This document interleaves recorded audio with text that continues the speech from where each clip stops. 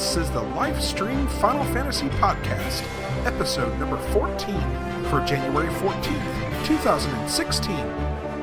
Hello everyone, and welcome to the Lifestream Final Fantasy Podcast. I am Mike Ficklin, also known as Vader SW1 on the forums, and joining me on this mythic quest into all things Final Fantasy are JasonTandro. SpongeBob SquarePants! Lex. Hey. And Ryushikaze. Drop on the deck and flop like a fish. Jesus. Basically, what this show will be about is for an hour or so, or actually, as we figured out now, is for or so, every few weeks, we will discuss all things Final Fantasy and Final Fantasy related. We'll hit upon recent news and notes and delve into a different topic of discussion each episode. Have a recommendation for something we should discuss? Feel free to hit us up at lifestreampod@gmail.com or comment on the episode posts on the forums each week. So, how's it going, fellas? Oh, it's been awesome. Me and Tim are done FF3 for one thing. Are you done FF3? Whoa, Mike? wait. Oh, we're gonna get to that. We're gonna get to that. Oh, we are? Oh, okay, Yeah, good. yeah. Well, I'm okay. Well, I'm getting ahead of myself. Yes.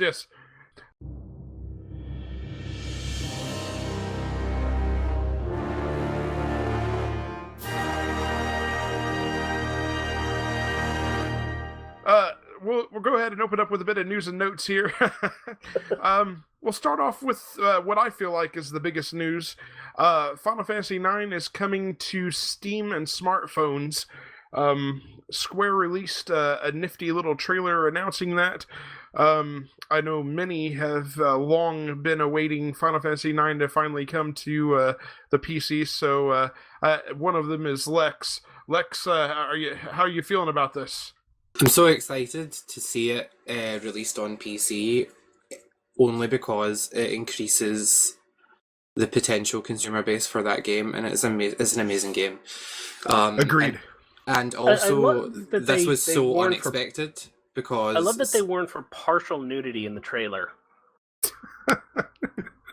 Which it's technically true, but it's not what you're thinking. They're talking about the villain. Alright. Does he even appear in the trailer? No, but they're talking about the game, and they're basically warning you, hey, guess what? The villain's basically naked. With a big furry... Actually, so is the main character at times. I'm going to be honest, I didn't notice any of that my very first time through the game. I don't know if it was my innocent child brain, but I did not ever notice what Kuja's actually wearing, and it wasn't until years later when people were like, oh my god, Kuja's so weird, what the hell, and that I was like, that's odd. But I never noticed that when I was a child. So would it be safe to assume, Lex, that you will be picking this up? I will 100% buy it. One thing I was going to say is that it's really strange that they've gone ahead and released this, or ported it, I should say, because 7 and 8 were both ported. 9 was never... The reason 7 and 8 have recently come out in PC is because it was easy for them to do, and they had been ported way back in 1998. Right. So it's like in 99 for Final Fantasy 8. So it's really bizarre that they've just kind of gone, oh, let's just port 9 now, a few years after they've re-released those. And I'm actually quite excited to dive into the file system and see how it's all structured, because I used to be a member of the modding community over at quim.com for Final Fantasy 7 and 8. And I'm familiar with how, mods work and how the game's file structure looks. So I really want to see how they've dealt with Final Fantasy 9, because that had a different data structure on the PlayStation than Final Fantasy 7 and Final Fantasy 8. So they must have... This is a ground-up port, do you know what I mean? It's obviously not like a remaster or anything, but I'm really excited to see how it plays and how it looks. Upscaled some of the graphics based on the trailer. They have 100% definitely redone the character models. They haven't redone them to the point where they're absolutely HD, because they would look out of place with the backgrounds if they'd done that. And they have applied a filter to all of the 2D backgrounds, which in some instances doesn't look good, in some instances it looks fine. But I'm just really hoping that the character models don't stand out too harshly from the background, but that's always unavoidable when it comes to these PlayStation games. Yeah. So this is making me think, because I'm very strongly convinced that Final Fantasy Crystal Chronicles is built using the same basis as Final Fantasy IX, due to a number of obviously shared assets. I'd love to see that come out for Steam with an online multiplayer aspect. Yeah, didn't we have some listener feedback that mentioned that here just a couple episodes ago? I think we did. Yep. We also had a very interesting situation arise here with our good friend Lightning from Final Fantasy 13. Oh god. Apparently, Lightning has taken it upon herself to begin endorsing Louis Vuitton.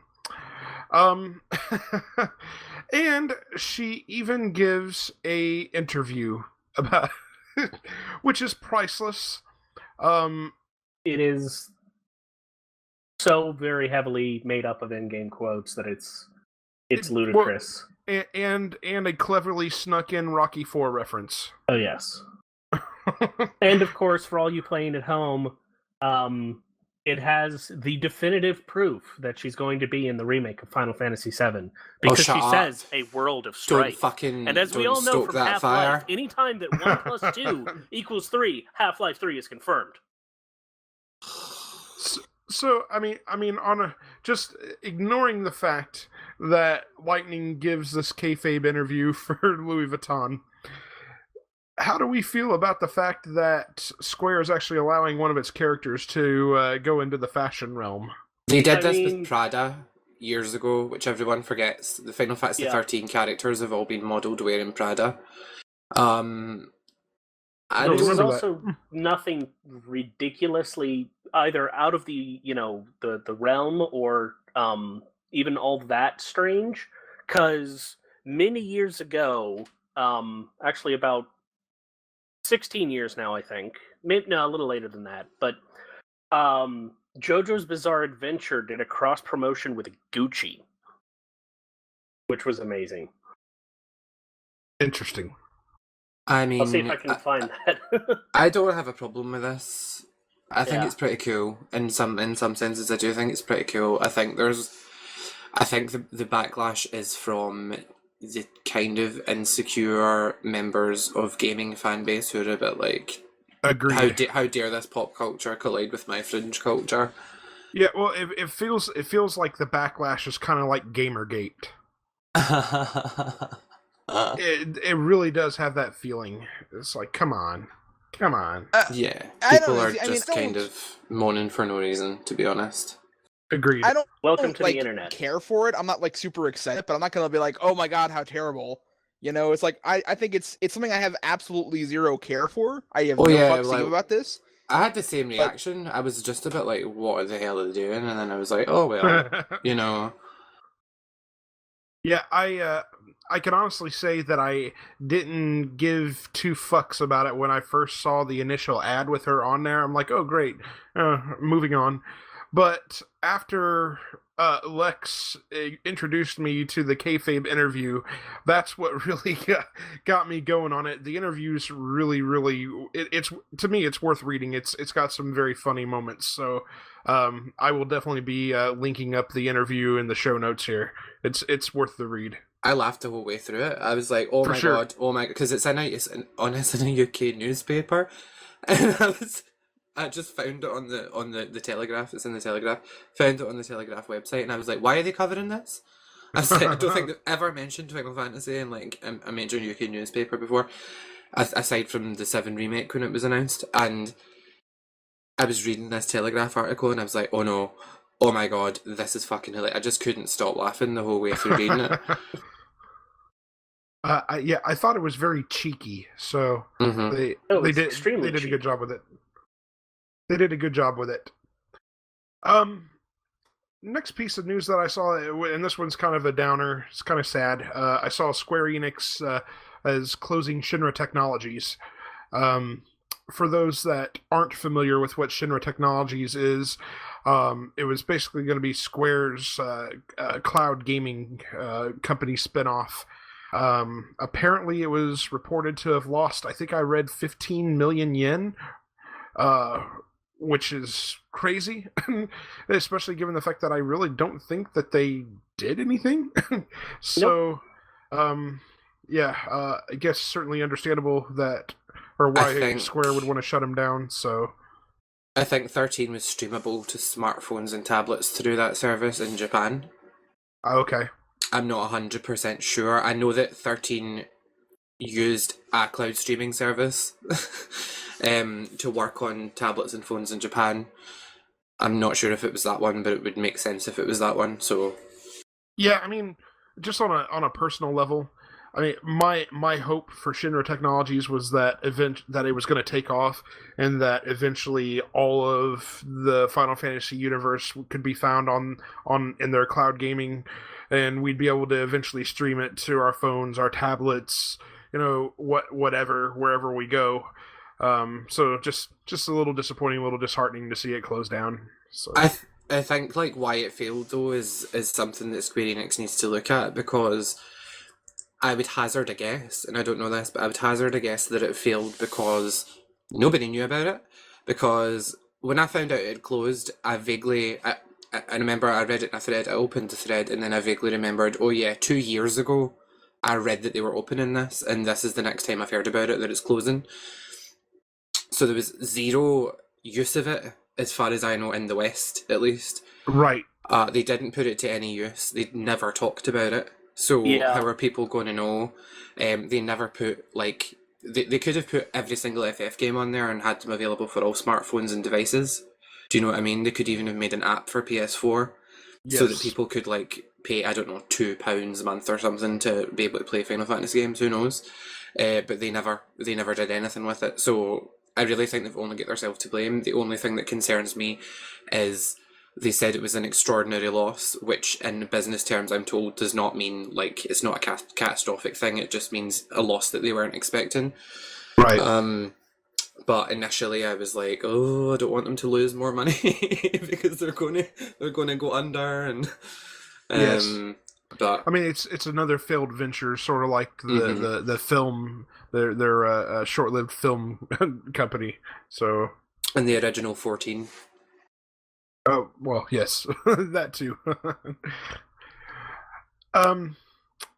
So moving on from that to a little bit of more brighter news, Square Enix did take to the Final Fantasy 15 forums, and they answered the top 3 questions that were voted for on the Final Fantasy 15 forums. There's some pretty interesting information that was given out on that.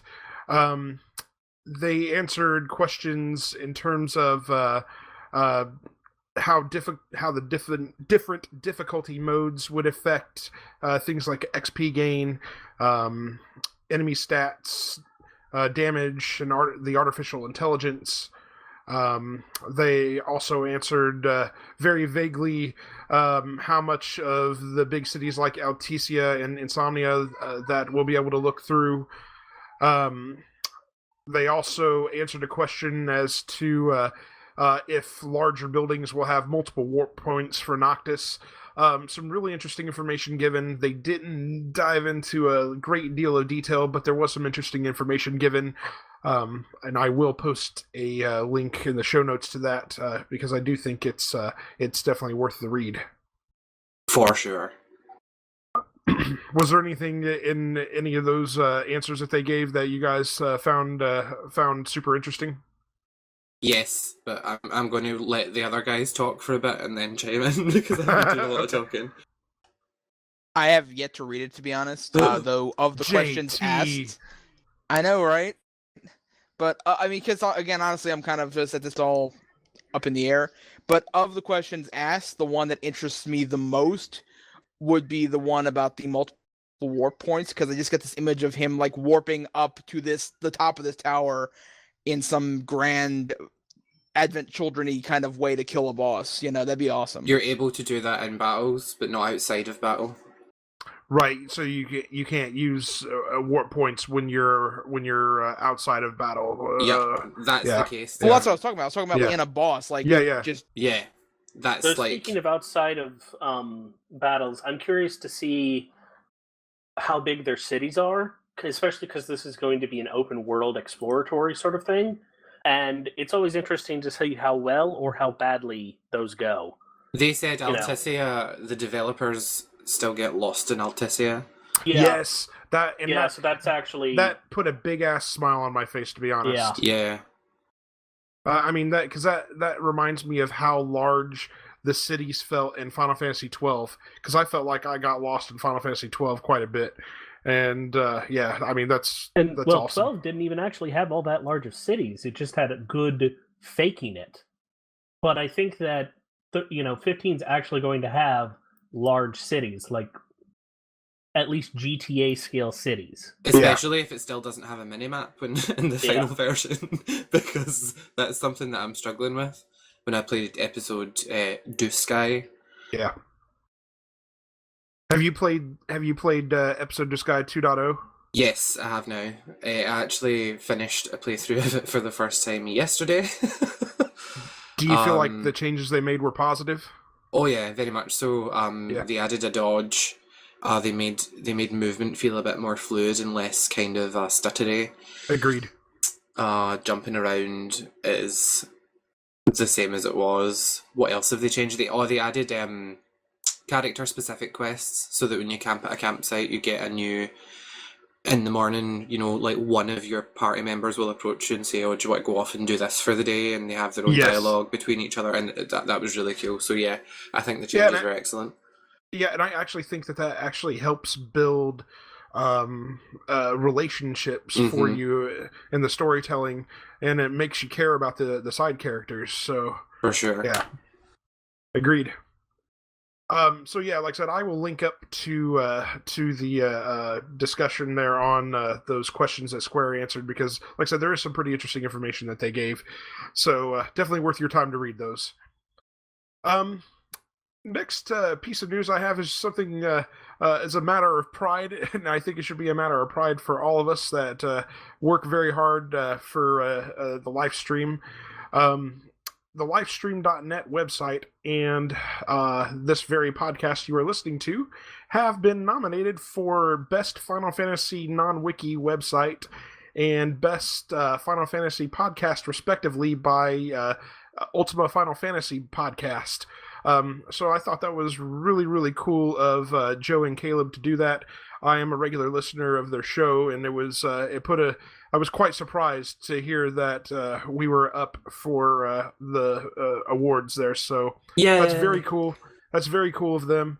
And big shout out to Joe and Caleb at Ultima Final Fantasy. And I would encourage all of our listeners to please go to www.ultimafinalfantasy.com and cast your votes for us. We'd appreciate it. Thank you, Joe and Caleb. As the site director of TLS Lifestream.net, I am very happy. I'm a happy boy. And as the resident egomaniac, I take all the credit. And as the most obnoxious one, I thank you as well. Next piece of news here, we're just going to go through real quick and give a quick update on the Lifestream Final Fantasy Podcast Final Fantasy Retrospective series. And I think I can speak for Ryu and JT when I say, yes, finally fucking finished. Yeah. We done. Yeah. Final Fantasy. Yeah. I think we're all finished with Final Fantasy 3, so I'm nearly done with 4. Yeah. Ryu and JT actually both decided to get a jump start on Final Fantasy 4, so because it's Final Fantasy 4, dude. I'm probably also gonna play the DS version. Oh, are you gonna do both? Yeah. Nice. So for those that aren't quite sure what we're referring to, Ryu, I believe, is playing the PSP version of Final Fantasy 4. I'm currently playing the PSP version. Yep. That's basically the better graphics version of the GBA quasi remake. It's basically the exact same game until you get to the very end, and then they added some stuff on. whereas the DS version is a complete remake and a completely different animal. Yeah, I will be steering clear of the DS remake. I played it once, and I have no desire to ever play it again. So it is going to kick your ass, and you're just going to have to kick its ass right back. It literally is. It is a Final Fantasy IV for people who were sick of playing the same Final Fantasy IV, basically. So it's to give you an actual challenge.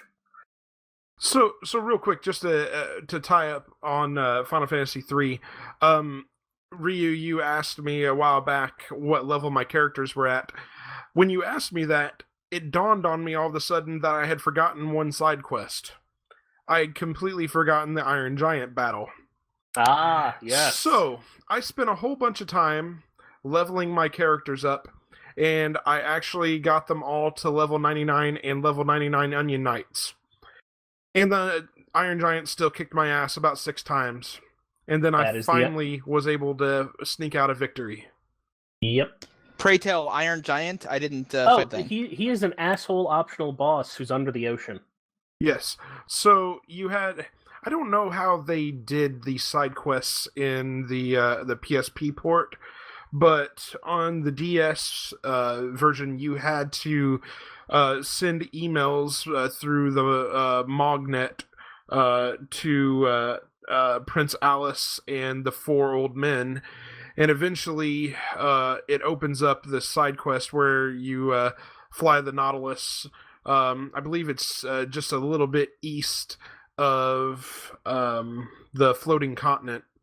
There's a very small triangular island that has a cave on its south side underwater. Yes. And when you go in there, really there's 2 reasons to go into that cave.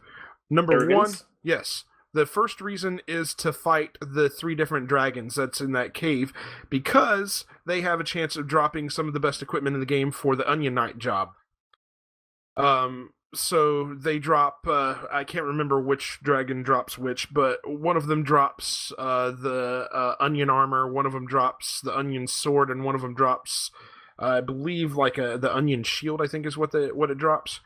And so that's reason number 1. Reason number 2 is to fight the optional boss, who is a bastard.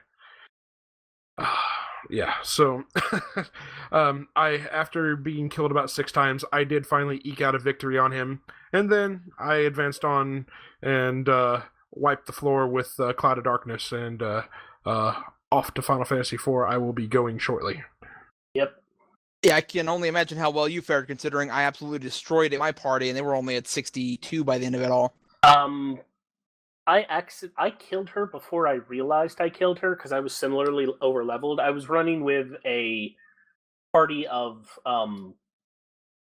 instead of with Onion Knights, just because I think it's a little dull to run the end game with Onion Knights. Like, they're great, but I just find it well, they're great at that level. I was going to say, it's really not a challenge once you hit job level 99 and your characters are actually level 99.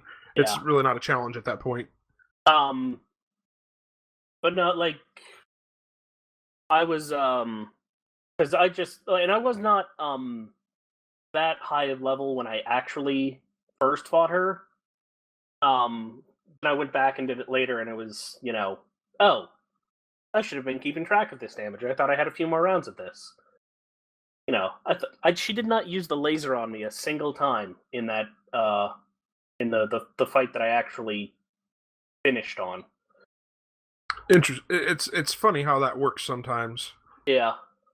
I like the balance I struck with my party, because I was trying to think, like I was planning it like I was planning an MMO party, actually, because I wanted to have there be a tank character, 2 damage characters, and then a healer. I ended up going into the final fight with a Dragoon, a Ninja, and I can't remember what the other guy was. Dark Knight and Black Belt?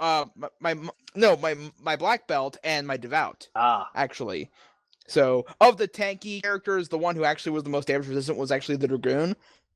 But still, basically, that's kind of how it was. And it worked out fine. The only somewhat trouble I had was killing the second tentacle who was resistant to physical attacks. But honestly, I didn't bother, because all he did was use Bad Breath, and I had 4 ribbons. So it's like, okay, I don't need to kill you. Right. They cast Protect and Haste, who cares? Yeah. Aegis shields and ribbons are your friend. Yep. Also, haste is interesting because beyond a certain point, it's actually kind of useless. Because it doesn't effectively increase your total damage. Because there is a the way that it calculates your extra attacks after a certain point, haste just doesn't contribute enough. Right. It's still doing something, but it's not the outright doubling that it was in Final Fantasy. And then they completely changed how it works once the active time battle came in, and it actually makes a lot of sense. Yeah, it does. It makes a lot more sense with the active time battle. So it's not as useful as slow, because you only have to cast slow once. Yeah.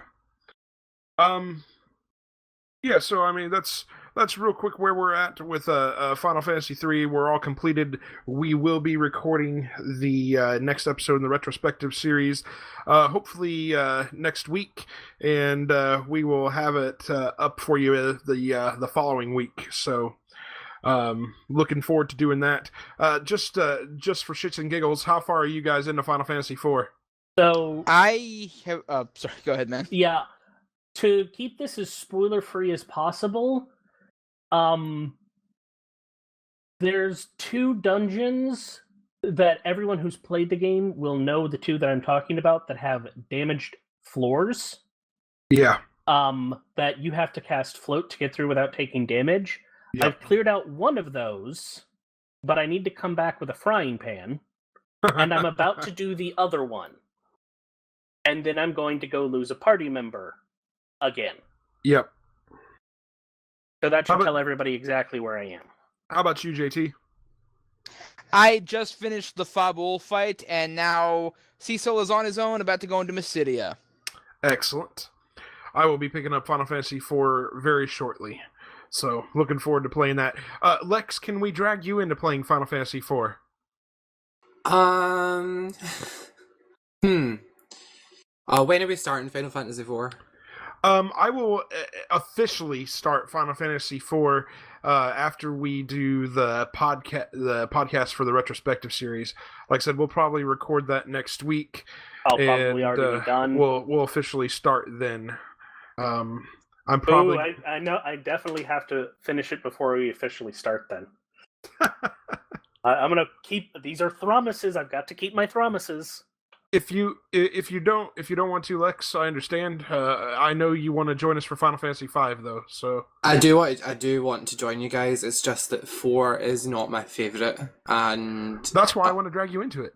I know. I kind of want to do it, because I haven't actually played 4 for about 10 years. So screw it, I'll do it. Excellent. Right. I will let you. I'll give you the official heads up after we get the next retrospective podcast up. Yeah, just let me know. I've got all of them on my PSP anyway, so excellent. I will definitely do that. Excellent. The PSP version is a really good version of 4 to play through. Just ignore that whole interlude and after years thing. Yeah. I think that was a glitch.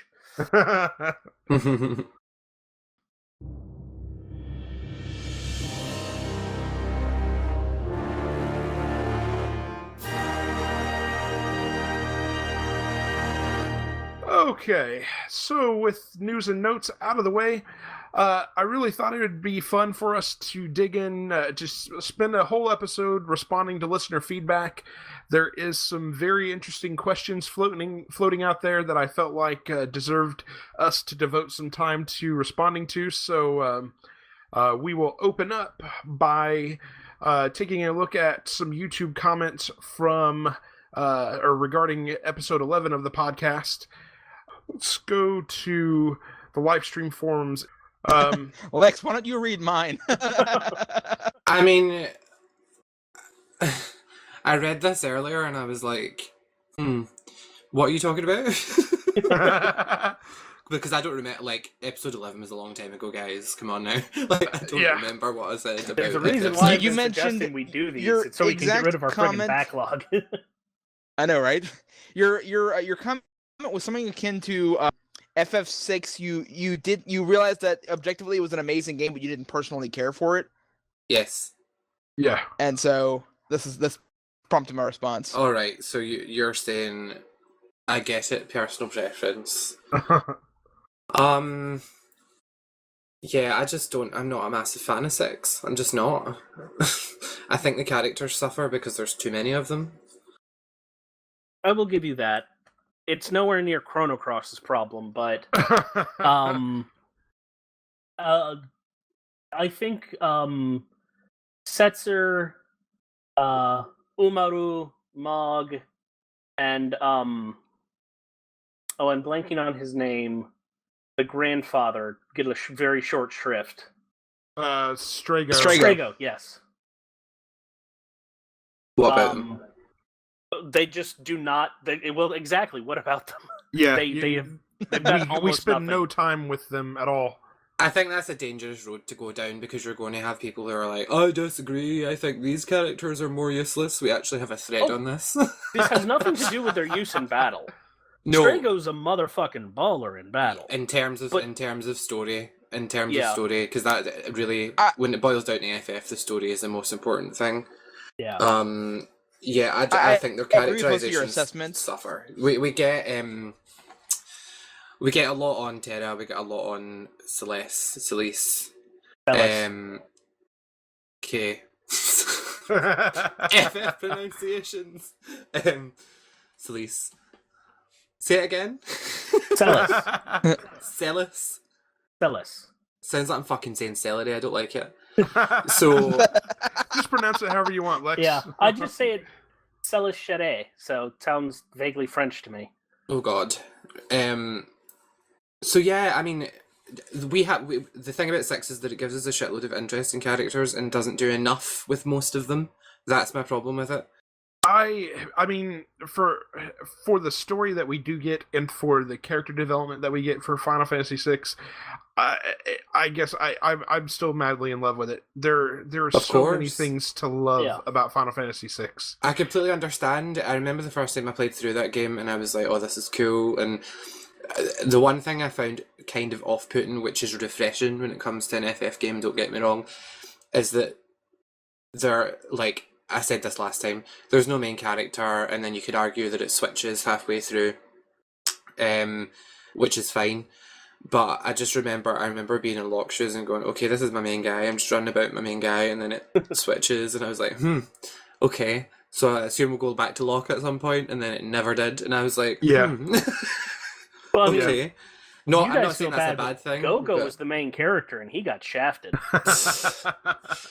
I'm not saying that the game doesn't really need a main character. No, it doesn't.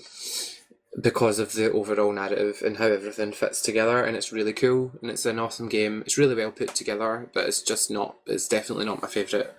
I would argue the best in the franchise, objectively, is Final Fantasy IX, but that's not my personal favourite either. But we all know what your personal favourite is, correct? Mm-hmm. You and your Mystic Quest lusts. I was blinded by love and then later by scorpion venom. Well, that's because you attacked while the tail was up.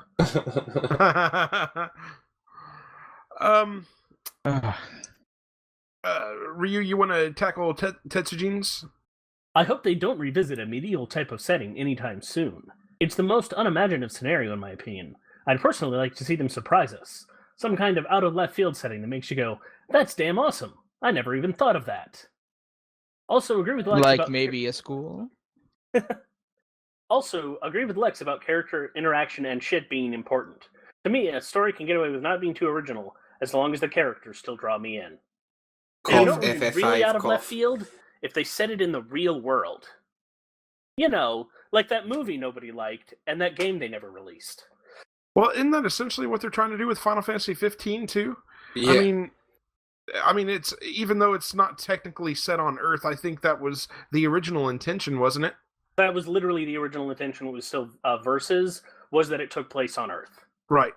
No, it wasn't ever. It wasn't ever supposed to be Earth because I've been on a 15 on something binge. that was functionally identical to Earth. I should say. Just run down the reason I've recently played through Dusky is because I've been on a 15 binge because I decided to re-hype myself for the game. So I went through and rewatched all the old trailers, reread all the old interviews, and from the very beginning, Nomura said that what is the name of the starting city? I should probably know this. We have Alticia, it's not that. We have Solheim, it's not that. We have Niflheim, it's not that. Does nobody know the name of that city? Noctis' city anyway is supposed to be like a version of Tokyo. That's where all the fantasy based on reality stuff comes in. It looks like Tokyo, and it really does. Even now, it still looks like Tokyo. In the first few trailers, people thought that it was literally just Tokyo because it was so.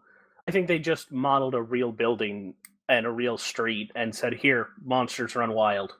Mm-hmm. Next up, Yop wrote to us. To be frank, the futuristic swords and magic with lasers has been done to death, probably even more so than the medieval type, which in Final Fantasy 6 and 12 was more of a steampunky medieval anyway, less so in Final Fantasy 9. I think he might have made a mistake there, or not, I don't know. I mean, I agree with that though. I know Tet said that he hopes they don't revisit a medieval type setting anytime soon, but if we examine what we've had for the past few games, ignore 12, do you know what I mean? Like, the vast majority of them have been quite futuristic. Agreed. Even 12 was futuristic. Yeah. It was. I mean, they had like spaceshipy things. It was just high fantasy futuristic. Yeah. Or Star Wars futuristic. Well, it was Star Wars the not 40K. If you get my reference there. Are you... Well, never mind. Well, no, it's basically the Warhammer version of Star Wars. That's exactly what I thought you were saying. 40K version. Yeah. And then it does have its own grim, dark future where there is only war, and that's tactics. And then later, even worse, there's Marsh. Personally, for a future Final Fantasy game, I do think seeing something set in medieval would be the way that I personally would like to see it go. But I will say this. What about what Carly writes here? Ignoring the fact that she says, again, space. You didn't pronounce that correctly. It's space. Yeah. Ignoring the fact that she says, but seriously, a mix of Imperial China and feudal Japan would be awesome. I'd be in for that. I mean, if they're not gonna do a medieval setting, I think doing Imperial China or a feudal Japan setting would be really cool. I don't think they would still be technically medieval, but enough of that. Interestingly, though, we've gotten that already, but we've only gotten it as brief snippets. Yeah. Yeah. That's and a little bit of Wutai. Yeah. Yes. But Wutai is more explicitly that. Go on. Well, I was thinking of a lot of the culture, but I can see what you're talking about how 10 has those mixed in. One of the things, I've said this in a podcast before, so don't want to bore anyone by repeating myself too much, but one of the things that is so visually appealing, and one of the things they said in the development of 10 is that they really wanted to blend in some Asian cultures to the design and style of 10. 10 is absolutely Okinawan. Yes, and I think they should just take that one step further and just use the entire setting. Agreed. Totally agreed. And, I was jesting about throwing out Carly's suggestion about Final Fantasy in space. I think it could work. It has to be done correctly, though. I don't... Well, it could so easily end up turning into just a complete clusterfuck of a mess. Did you say Xenosaga? Yeah. I feel like Star Ocean is already Final Fantasy in space, to be honest. It really is. And Xenosaga, when it's good, and Xenoblade are both very good contenders for RPG in space! Star Ocean, I've played the second story, and I've played till the end of time, and both are that's a very good description because they are Final Fantasy. There is space in it, but for the majority of second story and for about half of Till the End of Time, you're actually in a medieval setting, fighting with swords and all that good stuff with the. Well, at least you've got the active battle, which I mean, the battle system in Star Wars is just amazing. I love it to death. I would love to see them do a Final Fantasy with that kind of battle system. It's a nice mix between turn-based in a arena and actually I'll fighting. be honest. But aside from that, I'll be 100% honest. I got stuck in that tutorial room at the start of Star Ocean 3, and 4. I got stuck, and I was like, I don't know what they want me to do. What button do I press? I need to do what? A what back? How do I do this? At what point do I press this button? It took me so long to learn that battle system, but it's so rewarding and fun. I've never played any of those games. Recommended, Vader. And to be honest, I've only actually played from start to finish Star Ocean 3. Till the End of Time. Is that one? For the PS2? Are those games something that I can get on the PlayStation Network? The first two are. I don't know about 3. I don't think you can get 3. Yeah. Okay. Because I would have it, to be honest. I'll definitely check them out. I mean, it probably won't be able to check them out till after we finish the retrospective, so it may be a year or so down the road, but I will definitely put them on the list to check out. 3 is very likely coming out for PS4. Yes, okay. You can get both of the first two on PSP either as a remake or an eboot. Right on. Moving on from that, going into some YouTube comments that we got regarding the PSX minicast that we did, mainly about the Final Fantasy VII remake that they announced at PlayStation Experience. We went over some of these remarks in the last episode, and we actually started to go over one remark in particular. I decided to go ahead and strike that from the last episode because I really felt like it deserved a much more in-depth conversation. Mainly this remark from Andy McStab. JT, you haven't read one yet. Why don't you go ahead and read this one? Disagree about Barrett's voice. It should be a lot more rambunctious. There is nothing racist in his character. What has skin color got to do with anything? What? Stereotype, therefore racist? Come on. Are we gonna ban any image of Asians eating noodles or British drinking tea? Barrett needs to have this clumsy, boisterous character. He's going to be shallow without it.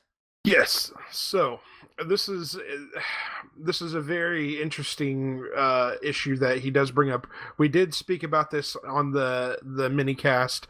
The conversation actually began with me making a remark that I felt like Barrett's character, the way that it's written and the way that it comes across in the original version of Final Fantasy VII it's very stereotypical. And it's very much Mr. T, as Ryu likes to put it. So that is largely a localization affectation. It's true, though. So, yes, it is. Yeah. I don't think we were outwardly trying to call it racist. I was just saying it was very heavily stereotyped. And it's true. It is extremely heavily stereotyped. I don't know how they pull that off with a voice-acted cast without offending people. In 2016, yes, with a exactly. cast with this character that they've always, although FF7 has its lighter moments, they've always tried to go for a kind of darker, more realistic feel. Even when we had Lego characters, that is what they were going for. So it's hard to do that with a character. If Barrett was to say all of his lines exactly the way they read from the original Final Fantasy VII, I don't think they would read. I don't think it would be right. I just don't think it would fit in well with the overall tone of the game. And I think everyone's judging it a little bit too early because we've seen one line from Barrett. Agreed. So, and if they get his old VA back, I think the Advent Children VA, I think he'll do just fine. I mean, I do not have a problem with him seemingly being toned down in that particular scene, because I mean, and those two scenes were exactly what he said in the original game anyway. So why do people need him to kind of be hopping around shouting expletives for it to be Barrett? Do you know what I mean? I yeah, mean, well, a lot not of just people that. think Speaking, go ahead. the I'm game sorry. has a lot more swearing than it actually does. The game has like 0 swearing. I think a character says bastard, a character says shit, Well, Tifa says retard once. I think that's it. It is, but I was listening to another podcast and somebody talked about how Barrett ended every line with "mofo" and Sid had entire lines that were censored out, and I'm like, no, that is not the case at all.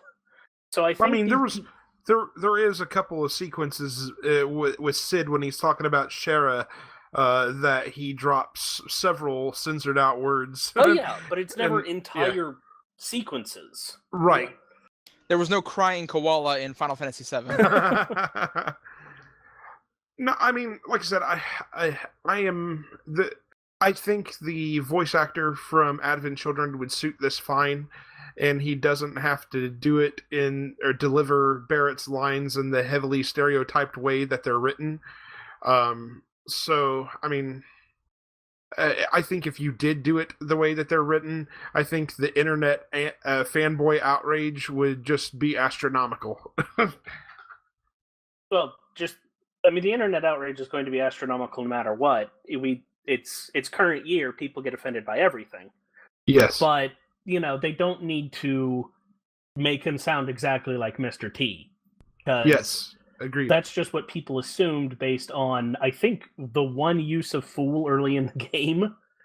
Well, no, it's not just that. It's the dialect that he's written in. Oh, no, he definitely has a dialect, but people always seem to imitate him as sounding very much like, well, specifically B.A. Baracus. That's because he he resembles B.A. Baracus. He actually doesn't all that. He definitely resembles Mr. T, but not B.A. Baracus.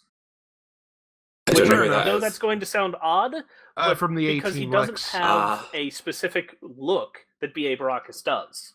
But he is B.A. a very Baracus large black was man, Mr. T's character in the A-Team, Lex, if you BA ever watched stood that. for badass. Ah, right, okay. So now I know where that comes from. Yeah. Yeah.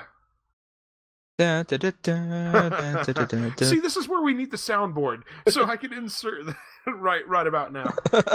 Also, hilarious notes for anybody playing at home. The original Howling Mad Murphy was on Star Trek The Next Generation as Barclay, the crazy recluse, and the guy who played Face was on Battlestar Galactica as the original Starbuck. I was calling him Lone Star for a second, and that was hilarious. Oh, now there's an extended reference. Have you guys seen the image that's been going around the internet? That's episode 8 spoilers. These are Rey's parents, and it's a picture of Lone Star and Princess Vespa. Yeah, I have seen that. That's tremendous. Yes. It's tremendous. Internet for the win on that one. So, amen. So yeah, real quick back to Andy's comment about Barrett needing to be rambunctious and have a kind of a clumsy, boisterous character. I think there's a way to do that without sounding so stereotypical. Yes, I agree. I agree with you. So I have a long spiel to go on in a minute, but go ahead and finish your go thought. ahead, JT. I'm done. Go ahead. Basically, I think a lot of the resistance to this is the belief that, and this is a common thing in our society now, it's because there's definitely people who want to make everything happy and friendly and nobody gets offended anywhere, and there's definitely that demographic. But I feel like anytime somebody does anything to develop a character, to remake a character, to change a character, to, in Barrett's case, arguably evolve a character beyond a stereotype, everybody automatically goes, oh, you're just doing it to please the PC crowd. And I don't really get that from Barrett. I get that. I mean, he was not as obnoxious, for lack of a better word, in even Advent Children. And nobody was complaining about this being, oh, you're just pleasing the PC at that time. I feel like this is just because, again, it's 2016 and this is the thing to do. Oh my God, he is not exactly like we remember him. This must be the liberals' fault. No, I think you're worrying about nothing. Yep, I'm in complete agreement with you, JT. Complete. Mm-hmm. All right, so moving on to responses to episode 12.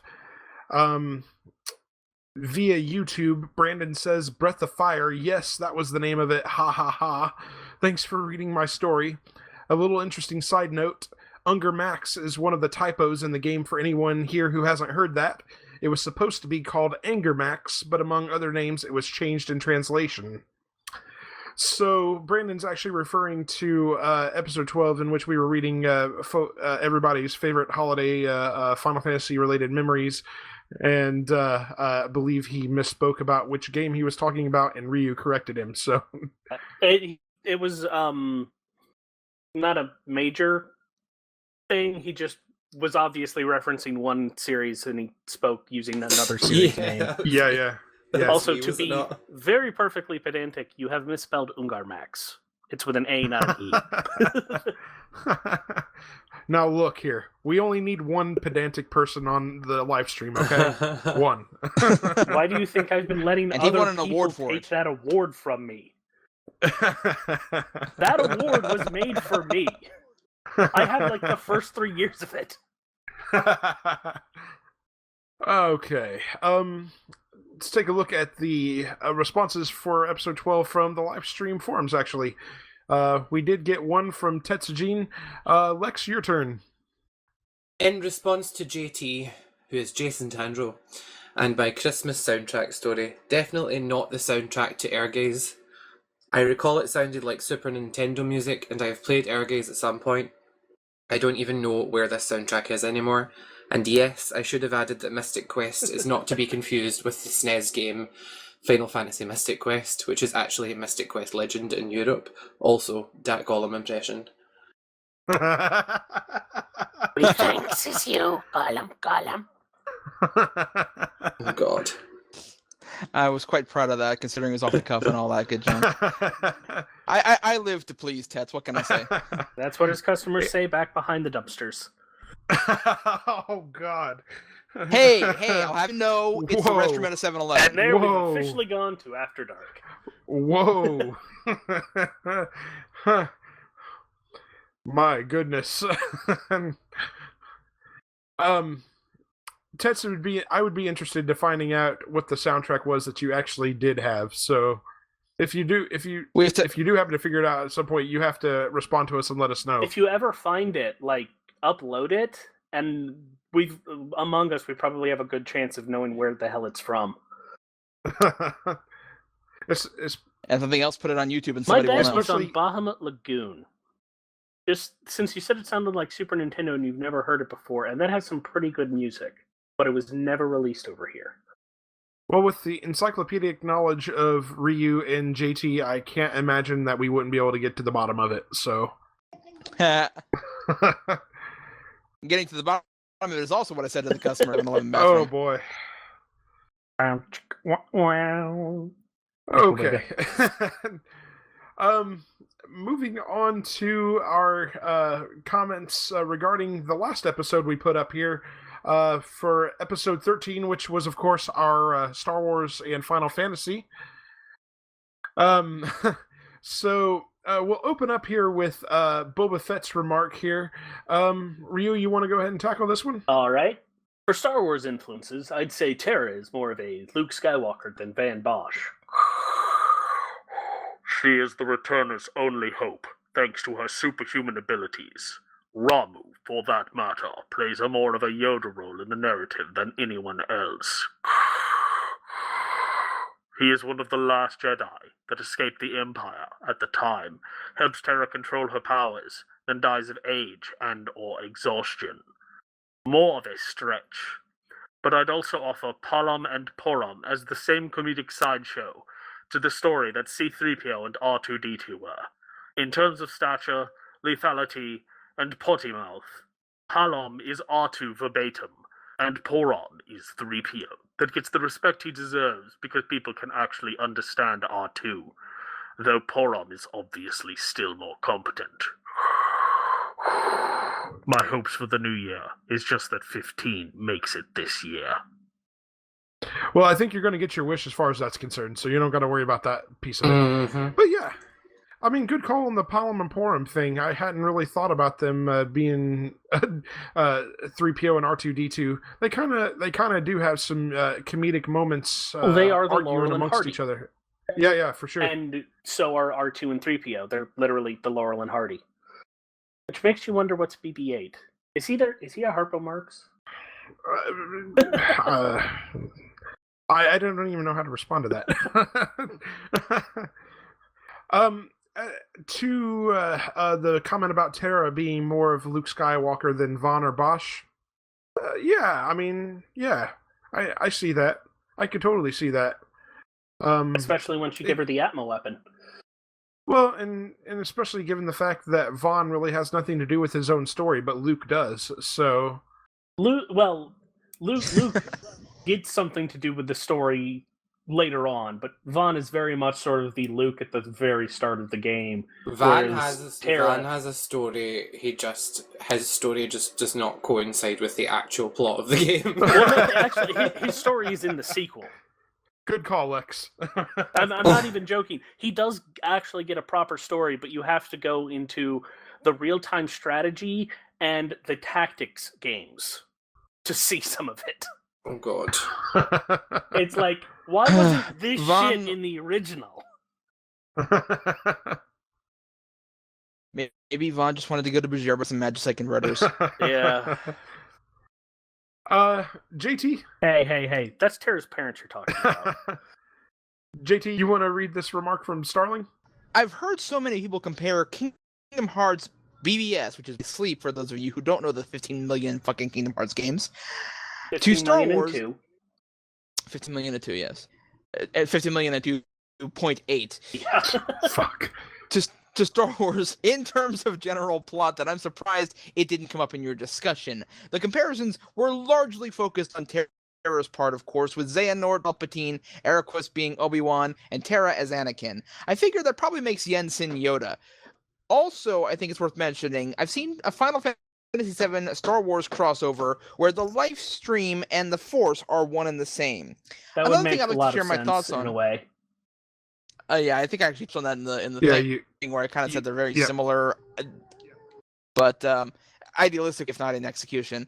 Another thing I'd like to share in my thoughts is a bit about Cloud killing Aerith instead of Sephiroth doing it. Aside from such a change being unwelcome and unnecessary in a remake, yes, I feel that Cloud being able to keep Sephiroth from making him kill Aerith is a meaningful detail meant to show that even in the state he was in around the time, Sephiroth couldn't just force Cloud to do whatever he wanted without the slightest resistance. Sephiroth had to put effort into manipulating Cloud in a way that would actually work, which, along with wanting to torment Cloud from killing him in Nibelheim, is why he got out of his way to do stuff like that.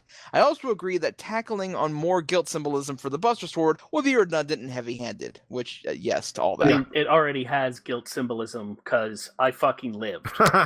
That's all the shit you need. Totally. And to the Kingdom Hearts reference, I mean, we didn't even tackle Star Wars and Kingdom Hearts at all. But you definitely... Or how it's going to be in the next Kingdom Hearts game, because it's a Disney property. For sure. I just hope the mouse doesn't infect it too bad. I mean, we can just hope that, eventually it will infect the mouse.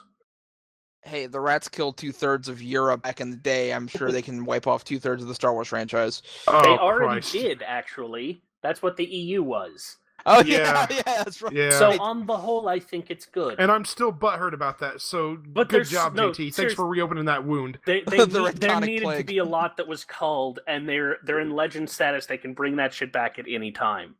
But we seriously, we needed the shit from the post-Vong writing era gone. And Crystal Star, that was also really stupid. That is a fan fucking with move on par with some of the stuff that Nintendo and even Squeenix does to like Let's Players and creative arts people. Like if you want to do any kind of fan project for those things, forget it. You will get a C&D, which is again something I am wholeheartedly against. I believe in protecting your own intellectual property, yes, but when you have to wipe shit out to do it, and this isn't like FanWorks. The EU was officially, Lucas, for what it's worth, said this is all officially canon, and then they were like, doesn't work with the mouse, bye-bye. Well, Lucas had a system in place to go, okay, that's real, that part isn't real, that's stupid, that's really stupid, don't even touch that shit, and holiday special. So I can't really blame the mouse for going, you know what, we're shoving you all, and we're just gonna take you at our leisure. Yeah, anyway, that's a discussion for another time. And don't get me wrong, there's shit in the EU that I'm sad to see go, but that is counterbalanced by the stuff that I am glad to be rid of. Mara Jade. I'm sad to see her go. That's all I'm going to say. Yes, Mara Jade. But she's technically in the movies, so we don't have to care. And Grand Admiral Thrawn. And I'll let that go. Yeah. Okay. I should check and see if Shadows is still canon. It should be. If they've taken Shadows out of being canon, I'm going to be pissed. Because they even did a soundtrack for that fucking book. Yeah. That book, game, audio drama. Yeah. Comic book. Even though the game was a fucking mess. Oh, yeah. It was still fun to play. It was a glorious mess. And Dash Rendar is the most canon hero ever. And everything he says is the truth. Oh, and also he was in several other video games, too. They referenced the shit out of Shadows of the Empire at the time. There's also this really clever remark here from Ryushikaze. You know what series is really full of Star Wars nods? Knights of the Old Republic. Yeah. Thank you very much. And then JT chimes in, Podracer has a few of them too. I genuinely like Podracer. I did too. Podracer was an amazingly fun game. It was the best thing to come out of the prequel trilogy, bar none. I don't want to say that, but it was definitely the best thing to come out of episode 1. Lex, did you play Knights of the Old Republic or Podracer? I have Knights of the Old Republic. I haven't actually played it yet. Oh, you should. I got it in a Steam sale for £1. So... Holy shit. £1 very well spent. £1 very well spent. Yeah, for sure. Go and find a couple mods. There's a couple quality of life mods that have been created since then that fix a lot of bugs. Install those, start playing it. Like, for sure. Not even wait for this podcast. Do it now. Once you start playing it, we will end this podcast. We will fade out to you starting it up. Okay, our last remark comes from Tosh, and Lex, you want to read this one? Tashosaurus says, "Wait a minute, since when did it sound like a good idea to cross over Star Wars and Final Fantasy together? No offense, but that sounds more like a death sentence to both franchises if you ask me. Disney and Final Fantasy crossover, I can easily cope, because it made such cool ideas even outside Kingdom Hearts, the ultimate Disney and Final Fantasy crossover. The next crossover with Final Fantasy I'd like to see is with Pokemon, because both franchises have similar gameplays and similar new stories in each title, except for the compilation of FF7, FF4 2 sequels, FF12 and the Lightning Trilogy and characters. But just adding Star Wars, or anything else for that matter, except for Sailor Moon and card captors, I could tolerate. It's just a bit too much as far as I can see." So that's a little bit incoherent to me. I see the worm wriggling on the line, and I choose not to respond. So I just want to start, first of all, I gotta ask, did you listen to the episode? Because we actually weren't suggesting a crossover of Star Wars and Final Fantasy at all. We're talking about the premise of the episode. And yes, influences, exactly. particularly the fact in Final that the Fantasy Star 12. Wars series was a huge influence on Final Fantasy, and they're huge fanboys of it, to the point of literally remaking it as one of their games. Yeah, I mean, I think you misconstrued what the episode was actually about. We in no way were insinuating that Final Fantasy and Star Wars should cross over. We just were taking a look at the way that Star Wars very obviously had an influence on the Final Fantasy series. So yeah. As far as Final Fantasy crossing over with Pokemon, no. Just no. It kind of did that already if you look at Final Fantasy 13. Yeah, I was getting ready to say that. Well, aren't they? Isn't one of these new portable games supposed to be something similar to that too? Some of that premise. Where you capture and use various people and do them sort of capsule style. The one whose name I've forgotten, where you can switch between looking real and chibi. Yeah, I can't remember what it's called. Final Fantasy. Yes. Yes, there it is. Yeah. The thing that I swear to get when it first came out, I thought it was a troll to off-put us to reveal the actual game, which was the remake, and then nope, it's a real thing. Okay. But then also remake. So. What do you guys think about Star Wars crossing over with Kingdom Hearts? I mean, it went into friggin' Tron. Yeah. It already has some stuff in there. It's gone into weirder stuff. It's gone into Nightmare on Christmas. It's gone into friggin' Pirates of the Caribbean. I think Star Wars actually makes a lot more thematic sense than Pirates did. Even though have they not already said that they're not doing it, or have I just? Because I was pretty sure there was. I don't remember seeing anything official about it. I don't think they've never had a official statement about it, which I think is sort of a good way to say they're probably not going to do it, because they'd be hyping the crap out of it if they were. I think Nomura said at some point though that it was like the tone of it might not be right for the game. I'm going to have to double check through interviews or whatever, but I'm pretty sure it's in the Kingdom Hearts 3 thread somewhere, or maybe it was just discussions that we were having and I've misconstrued it. I have no idea, but there's no official word on it. Yeah. I don't care one way or the other. The tone of Star Wars is wrong for Kingdom Hearts 3 when pirates.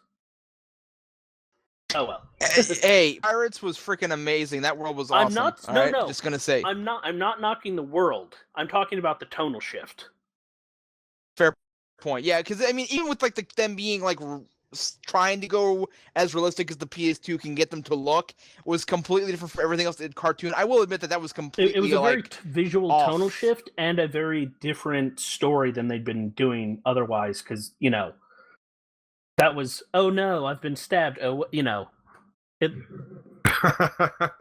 was very much, he was shot and stabbed, and it didn't count because he was a skeleton at the time, but still, that was a lot more hardcore than any of the other worlds. Yeah. Yeah. I don't know. I think Kingdom Hearts is quite convoluted enough. I don't want Star Wars wrapped up in that mess. I just don't. As for adding Sailor Moon and Cardcaptors to Final Fantasy, again, thematically, extremely strange. Besides, she and Cecil would have to fight forever about who was properly the real Princess of the Moon, and that would not go well. Yeah, I find a lot of the anime references in here a touch odd that they would work. I mean, one thing, I'm only vaguely familiar with Cardcaptor Sakura. My sister read a couple of the mangas in the day. From what I gathered, the art style is actually kind of similar. But I don't know. It's I wouldn't see it in a Final Fantasy world. And Sailor Moon either. Sailor Moon is just they have nothing belonging there. At least with Star Wars, again, we can see thematic elements, and Final Fantasy did enjoy making references to Star Wars. And your comment about Pokemon and Final Fantasy having similar battle styles, yes, in the sense that they're turn-based combat, but that's pretty much the only one. And because Final Fantasy isn't really even turn-based anymore and hasn't been properly turn-based since 4. It's had a variation of the active or chronological time system ever since. Yeah. Yeah, I mean it's close in theme to actually one of the ones you just missed. Like I said, there's elements of that monster raising and using in Final Fantasy 13 too. And as far as like a straight turn-based combat with like limited move sets, you could argue that like I guess 3 in a way, but again, people say like turn-based combat, any of those games are very much like Final Fantasy when there's very clear defining points that separate your, say, Final Fantasies from your Chrono Triggers and stuff like that. So besides, Square Enix already has a series that's much closer to Pokemon than than Final Fantasy, and that is the Dragon Quest Monsters series. Never played it. Never was interested in It's playing essentially a Pokemon rival. Okay. It was made to compete with Pokemon. Hey, let's not forget the amazing Digimon game from PlayStation 1. That was the shit. And I remember watching Did you say the monster. shits? That was the shit. Singular. A lot of the dude, Digimon games were terrible, though. A lot of Digimon There was terrible. Yeah, there's some really good stuff in there, and then there's the why did you do that? I say this as someone who likes Digimon a lot more than Pokemon, and the Yeah. anime wise, like. Okay, the anime for Pokemon, I think at the very least it should have stopped being about Ash around the Black and White era, but it's never going to not be about Ash. What? I liked it when it was similar to the game and they actually kind of followed the story, and then they went off and did all this other shit, and I'm just like, I don't have the to care about this Okay, anymore. I think we're super off topic. You're but very off topic. One thing. When are we on I know, topic? but one dude? I mean, thing- and this is the end of I the know. One podcast. thing I really want to say is that if anyone is a fan of Pokemon, what you just said, JT, about how it was good when it was close to the original, go and watch the Pokemon Origins anime, which is a 4-episode special. Yes, the Pokemon Origins anime is good, and the Pokemon Special manga is excellent. It was a 4-episode special that was released a couple of years ago, or 5 years ago now, to celebrate the 15th anniversary of Pokemon. This year is the 20th, and it is excellent. It's only 4 episodes of anime. You can find most of it on YouTube, I think, and it is it's the first game. It's excellent. It's just really well done. Recommend.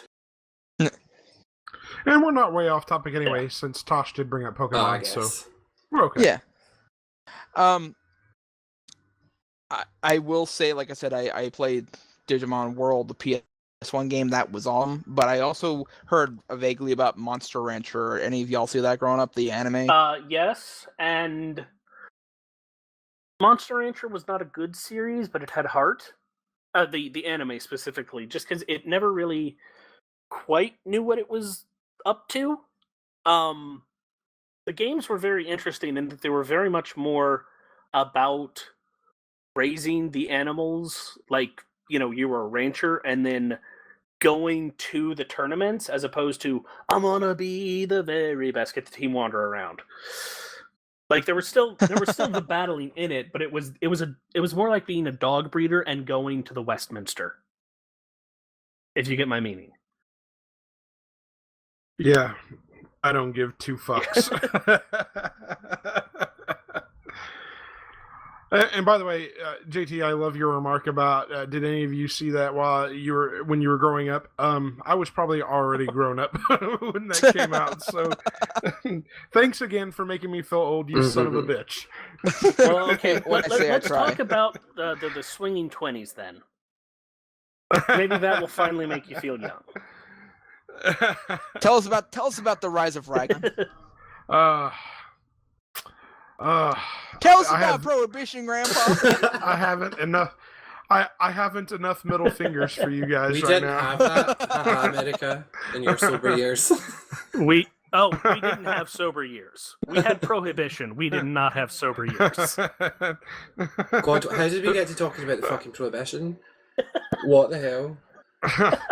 I'm in the Okay, podcast, So and now we are officially way off I was topic. drunk. Okay.